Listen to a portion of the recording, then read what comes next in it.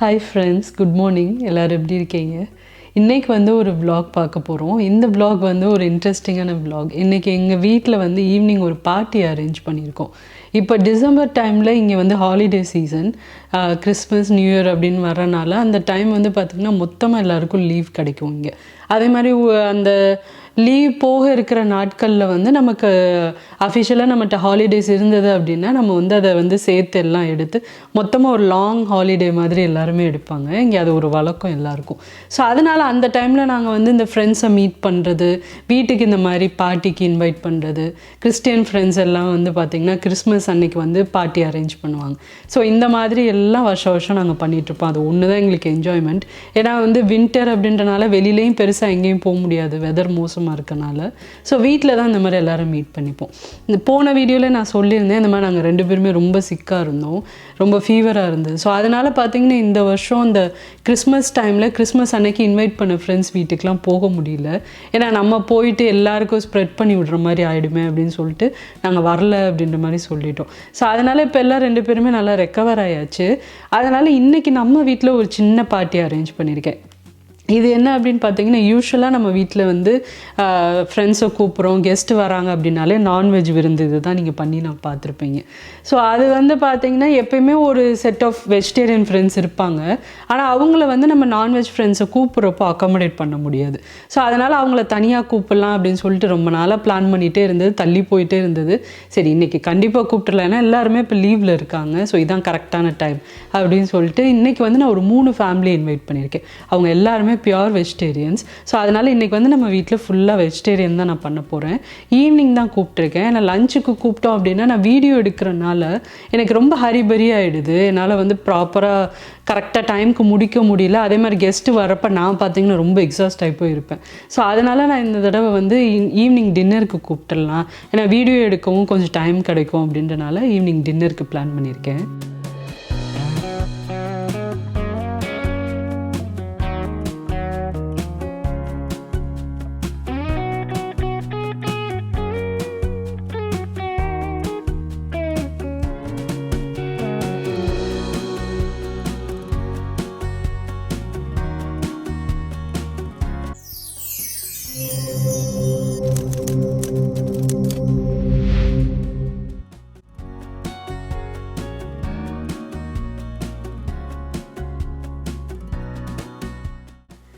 சமைக்கிறதுக்கு முன்னாடி இன்றைக்கி வந்து என்னெல்லாம் சமைக்கலாம் அப்படின்னு சொல்லிட்டு மீல் பிளான் பண்ணிகிட்ருக்கேன். ஸோ இந்த மாதிரி பிளான் பண்ணி வச்சிட்டோம் அப்படின்னா எப்போயுமே பார்ட்டிக்கு சமைக்கிறதுக்கு நம்மளுக்கு வந்து ஈஸியாக இருக்கும். ஸோ அதனால் எல்லாமே எழுதிட்டு அதிலேருந்து என்னென்ன பொருட்கள்லாம் வந்து வாங்க வேண்டியது இருக்குது அப்படின்ற லிஸ்ட்டையும் நான் வந்து தனியாக எழுதிக்க போகிறேன். இந்த மாதிரி லிஸ்ட்டு எழுதி வச்சுட்டு நம்ம வந்து ஷாப்பிங் பண்ண போனோம் அப்படின்னா எந்த பொருட்களையும் மறக்காமல் வாங்கிட்டு வந்துடலாம். இப்போ நான் வந்து காலையில் எல்லாம் குளித்து ரெடி ஆயாச்சு. ஏன்னா வந்து வேலையை ஸ்டார்ட் பண்ணுறதுக்கு முன்னாடி ஷாப்பிங்லாம் போயிட்டு வர வேண்டியது இருக்குது. ஸோ எல்லாம் முடிச்சுட்டு நம்ம வந்து சமையல் ஸ்டார்ட் பண்ணோம் அப்படின்னா கொஞ்சம் நல்லா டைம் கிடைக்கும் வீடியோவும் எடுக்கிறதுக்கு அப்படின்றனால நான் காலையில் எல்லாம் ரெடி ஆகிட்டேன். இப்போ நான் ஃபஸ்ட்டு வந்து மெனு பிளான் பண்ணிகிட்ருக்கேன். மெனு வந்து பார்த்திங்கன்னா ரொம்ப அப்படியே தடபுடலான மெனு அப்படின்ற மாதிரி சொல்ல முடியாது. கொஞ்சம் ஒரு மாதிரி மிக்ஸ்டு மெனு மாதிரி தான் பிளான் பண்ணியிருக்கேன். அவங்கள வந்து நான் ஈவினிங்கே வர சொல்லியிருக்கேன். டீ மாதிரி சாப்பிட்டுட்டு அப்புறமா டின்னரை சர்வ் பண்ணலாம், ஏர்லி டின்னர் மாதிரி அப்படின்ட்டு. ஸோ அதனால் நான் ஈவினிங் அவங்க வர்றப்போ பருப்பு வடை பண்ணலான்னு நினச்சிருக்கேன். அது எல்லாருக்குமே ரொம்ப பிடிக்கும். ஸோ அதனால் அதுவும் டீ இல்லை காஃபி சர்வ் பண்ணலாம் வந்தோடனே அப்படின்ற மாதிரி நினச்சிருக்கேன். அதுக்கப்புறம் மெயின் டின்னர் என்னன்னு பார்த்தீங்கன்னா மஷ்ரூம் பிரியாணி பண்ண போகிறேன். அடுத்ததாக வந்து பன்னீர் பட்டர் மசாலா பண்ண போகிறேன். அப்புறமா வந்து கோபி மஞ்சூரியன் பண்ண போகிறேன். அடுத்து வந்து ரோட்டி இல்லை சப்பாத்தி 2ல் ஏதாவது ஒன்று நம்ம வந்து பண்ணிடலாம். ரோட்டி நான் மீன் பண்ணுறது வந்து ஃபுல் காஸ், அதாவது நம்ம அந்த தந்தூரி மாதிரி வாட்டுவோம் இல்லையா, அந்த இது. ஸோ இதர் அது டைம் இருந்தது அப்படின்னா அது பண்ணலாம், இல்லைனா சப்பாத்தி பண்ணலாம் அப்படின்னு மாதிரி யோசிச்சிருக்கேன். அதே மாதிரி டெசர்ட்க்கு பார்த்திங்கன்னா கீர் பண்ணலான்னு நினச்சிருக்கேன். ஸோ இதுதான் இன்றைக்கி நான் பண்ண போகிற மெனு. இது எல்லாமே வந்து நான் இது வரைக்கும் காட்டாத ரெசிப்பியா அப்படின்னு கேட்டிங்கன்னா இல்லை, நான் வந்து இது எல்லாமே சேனலில் போஸ்ட் பண்ணியிருக்கேன்.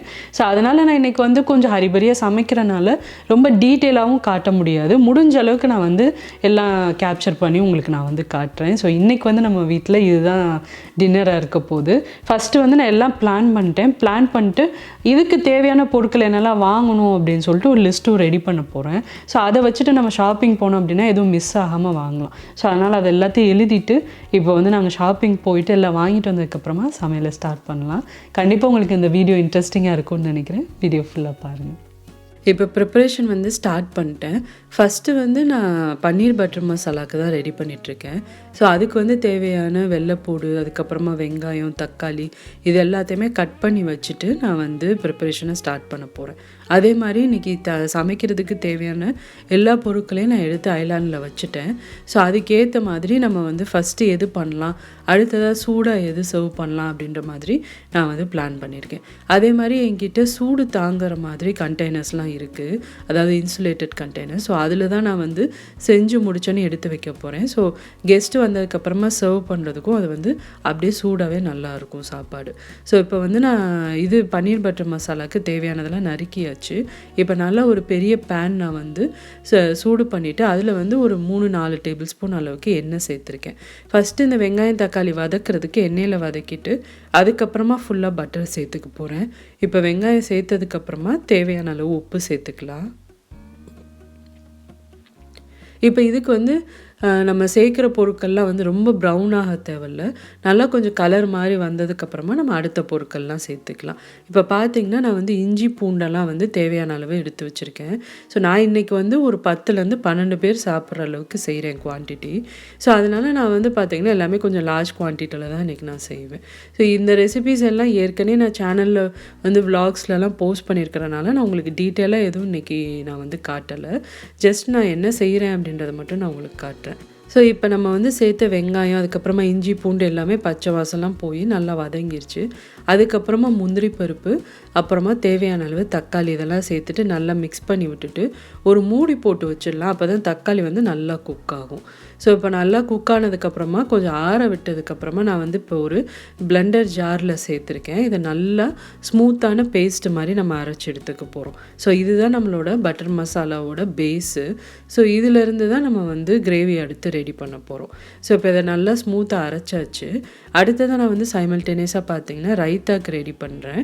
வெங்காயம் எல்லாம் கட் பண்ணி வச்சாச்சு. ஒரு 3 வெங்காயம் பக்கம் கட் பண்ணியிருக்கேன். ஸோ அதில் வந்து ஃபஸ்ட்டு கொஞ்சம் உப்பு சேர்த்துட்டு இந்த மாதிரி நல்லா பிசைஞ்சு ஒரு 10லேருந்து 15 நிமிஷம் அப்படியே விட்டுடலாம். ஸோ அந்த மாதிரி செய்கிறப்போ வெங்காயத்தில் இருக்க தண்ணிலாம் விட்டு நல்லா சாஃப்டாக இருக்கும் உங்களுக்கு ரைத்தா. ஸோ இப்போ வந்து நல்லா தண்ணிலாம் விட்டதுக்கப்புறமா நான் பார்த்தீங்கன்னா குக்கும்பர் நல்லா கட் பண்ணி எடுத்து வச்சுருக்கேன். சின்ன சின்னதாக தான் கட் பண்ணியிருக்கேன். வெங்காயம் நல்லா வந்து ஊறினதுக்கப்புறமா நான் வந்து நறுக்கி எடுத்து வச்சுருக்க வெள்ளரிக்காவையும் அதில் சேர்த்துக்கிறேன். இதில் வந்து நீங்கள் ப்ளம் டொமேட்டோவும் சேர்க்கலாம். இன்றைக்கி வந்து அது எனக்கு கடையில் கிடைக்கல, ஸோ அதனால் நான் வந்து சேர்க்கல. அடுத்ததாக பார்த்தீங்கன்னா நல்லா கெட்டி தயிரை அதில் தயிர் சேர்த்துக்க போகிறேன். ஆல்ரெடி நம்ம வந்து வெங்காயத்தில் உப்பு சேர்த்துட்டனால நான் உப்பு சேர்க்கலை. தேவையான அளவு தயிர் சேர்த்ததுக்கப்புறமா கொஞ்சம் சீரக பொடி இதெல்லாம் சேர்த்து நல்லா அதை வந்து மிக்ஸ் பண்ணி எடுத்து வச்சுக்க போகிறேன். இப்போ அவ்வளோதான், எல்லாத்தையும் நல்லா மிக்ஸ் பண்ணிடலாம். ரைத்தா ரெடி ஆயிடும். நான் வந்து எப்பயுமே ரைத்தாவில் கொஞ்சம் நல்லா க்ரீமியாக இருக்கிற மாதிரி தான் செய்வேன். ரொம்ப தண்ணியாக செய்ய மாட்டேன், எனக்கு அதுதான் ரொம்ப பிடிக்கும். ஸோ அதனால் நல்லா நிறைய தயிர் சேர்த்து நல்லா அதை வந்து மிக்ஸ் பண்ணிக்க போகிறேன். நான் வந்து தண்ணி எதுவும் பெருசாக சேர்க்க மாட்டேன். நல்லா க்ரீமியாக இருக்கிற மாதிரி வச்சாச்சு. கடைசியாக கொஞ்சம் கொத்தமல்லியும் சேர்த்து ரைத்தா இப்போ நம்மளுக்கு ரெடி ஆயிடுச்சு. இப்போ நம்ம வந்து பன்னீர் பட்டர் மசாலாவை கண்டினியூ பண்ணலாம். அதே பேனில் நான் பார்த்தீங்கன்னா நல்ல ஒரு பெரிய பிளாக் பட்டர் சேர்த்துட்டு நம்ம அரைச்சோம் இல்லையா, அந்த மசாலாவை சேர்த்துட்டு கன்சிஸ்டன்சி வந்து நம்ம அட்ஜஸ்ட் பண்ணிக்கலாம். ஏன்னா அது வந்து நல்லா கெட்டியாகும். ஸோ அதனால வந்து அதுக்கேற்ற மாதிரி நீங்கள் கன்சிஸ்டன்சி அட்ஜஸ்ட் பண்ணிக்கலாம். அட்ஜஸ்ட் பண்ணிட்டு இதில் நான் வந்து ஃப்ரெஷ் க்ரீமு, தேவையான உப்பு இதெல்லாமே சேர்த்துட்டு இதை வந்து நல்லா கொஞ்சம் ஒரு 5 நிமிஷம் கொதிக்க விடலாம். கொதிச்சதுக்கப்புறமா பார்த்தீங்கன்னா கசூரி மேத்தி, அதாவது காஞ்ச வெந்தய இலையை வந்து இதில் நான் சேர்த்துக்கிறேன். இதுதான் மெயின் இன்க்ரீடியண்ட். இது சேர்த்திங்கன்னா தான் உங்களுக்கு அந்த பன்னீர் பட்டர் மசாலாவோட ஃப்ளேவர் வரும். ஸோ இதை வந்து சேர்த்ததுக்கப்புறமா நல்லா மிக்ஸ் பண்ணிவிட்டு இப்போ பார்த்தீங்கன்னா நான் வந்து பன்னீரை சின்ன சின்ன க்யூப்ஸாக கட் பண்ணி எடுத்து வச்சுருக்கேன். நல்லா வந்து ஒரு 600 கிராமுக்கு மேலே இருக்கும் இந்த பன்னீர். ஸோ அதுதான் நான் எடுத்திருக்கேன். ஸோ அதை வந்து இதில் சேர்த்துடலாம்.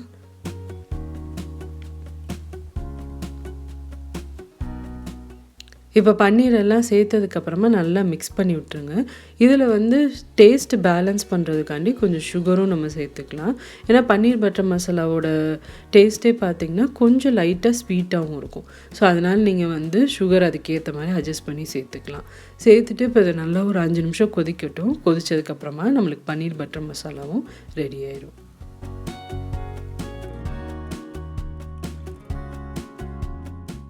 இப்போ அடுத்ததாக வந்து நான் ஸ்வீட் செய்ய ஆரம்பிச்சிட்டேன். இன்றைக்கி வந்து நான் சாஃப்ரான் கீர் தான் பண்ணுறேன். அதுக்கு வந்து இங்கே ஒரு பேன் சூடு பண்ணி அதில் வந்து ஒரு 2 டீஸ்பூன் அளவுக்கு நெய் சேர்த்துருக்கேன். இது வந்து நான் வறுத்த சேமியா தான் இன்றைக்கி எடுத்துக்கிறேன். பட் ஸ்டில் வந்து நம்ம நெய்யில் வறுத்துட்டு கீர் பண்ணோம் அப்படின்னா அதோடய ஃப்ளேவரும் டேஸ்ட்டும் ரொம்ப நல்லாயிருக்கும். ஸோ அதனால் நல்லா ஒரு 2லேருந்து 3 நிமிஷம் வதக்கிக்கலாம். வறுத்ததுக்கப்புறமா அதை வந்து நல்லா வேக விடுறதுக்காண்டி நான் கொஞ்சம் தண்ணி சேர்த்துக்க போகிறேன். நான் இப்போ காட்டுற மெத்தடில் நீங்கள் வந்து கீர் செஞ்சு பாருங்கள். ஒரு சில டைம்லாம் நம்ம செய்கிறப்போ ரொம்ப கெட்டியாயிரும் அது ஆறுனதுக்கப்புறமா பாயாசம். பட் இந்த மாதிரி நீங்கள் செய்கிறப்போ அது வந்து ஆறுனாலும் ரொம்ப கெட்டியாகாது, சாப்பிட்ற கன்சிஸ்டன்சிக்கு கரெக்டாக இருக்கும். ஸோ அதனால் இந்த மாதிரி தான் நான் எப்போயுமே செய்வேன். நல்லா அதை மிக்ஸ் பண்ணிவிட்டு வேக விட்டுடலாம். இப்போ நான் வந்து சாஃப்ரான் கீர் செய்ய போகிறேன் அப்படின்றனால நான் வந்து இங்கே பியூர் சாஃப்ரான் எடுத்திருக்கேன். அது வந்து நம்மளுக்கு பாலில் போட்டு கொஞ்சம் நேரம் ஊற வச்சோம் அப்படின்னா நல்ல ஒரு கலர் கொடுக்கும். ஸோ அதனால் நான் இங்கே வந்து வார்ம் மில்க் எடுத்திருக்கேன். அதில் வந்து தேவையான அளவு சாஃப்ரான் சேர்த்துக்கலாம். நல்லா அதை வந்து மிக்ஸ் பண்ணி விட்டுடலாம். மிக்ஸ் பண்ணிவிட்டு ஒரு 10 நிமிஷம் நம்ம விட்டோம்னாலே நல்ல ஒரு கலர் கொடுக்க ஆரம்பிச்சிடும். அதுக்கப்புறம் நம்ம வந்து கீரில் சேர்த்துக்கலாம். இப்போ நம்ம சேர்த்து சேமியா நல்லா வெந்துருச்சு. அதில் வந்து நான் இனிப்புக்கு கண்டென்ஸ் மில்க் சேர்க்குறேன். கண்டென்ஸ் மில்க் சேர்த்ததுக்கப்புறமா நல்லா மிக்ஸ் பண்ணி விட்டுருங்க. மிக்ஸ் பண்ணிவிட்டு நல்லா கொதிக்க ஆரம்பிக்கிறப்போ நம்ம வந்து இந்த சாஃப்ரான் மில்க் வச்சுருக்கோம் இல்லையா, அதை வந்து அதில் சேர்த்துடலாம். பாருங்கள் நல்லா மைல்டு எல்லோ கலர் கொடுக்க ஆரம்பிச்சிருச்சு. ஸோ அதை அப்படியே நம்ம அதில் சேர்த்துடலாம். சேர்த்துட்டு நல்லா அதை வந்து மிக்ஸ் பண்ணி விட்டுடலாம். இப்போ வந்து நம்ம பால் சேர்க்க போகிறோம். ஸோ கன்சிஸ்டன்சி அட்ஜஸ்ட் பண்ணுற மாதிரி நீங்கள் வந்து தேவையான அளவு பால் சேர்த்துக்கலாம். நான் இதை வந்து கோல்டாக தான் சர்வ் பண்ண போகிறேன்.